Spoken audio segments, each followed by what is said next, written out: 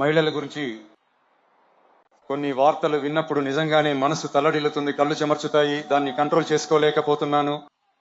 ఎందుకంటే ఈ ఘోరాలన్నీ ఎవరికి జరుగుతున్నాయి? మన కుటుంబ సభ్యులకే కదా. మనసు ఎలా తట్టుకుంటుంది? ఆడవాళ్లపై జరుగుతున్న అఘాయిత్యాల గురించి రీల్స్ ఇన్స్టాలో వెతికితే ప్రయోజనం లేదు.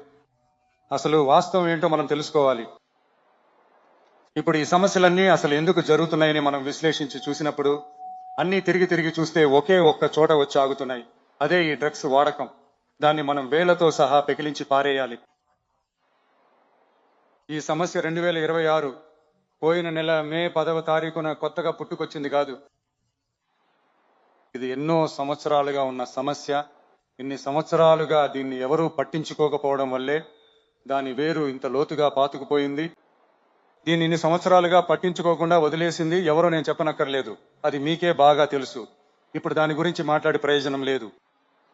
ముందుగా ఈ డ్రగ్స్ మాఫియాని వేళ్లతో సహా పెకిలించి పారేయాలి.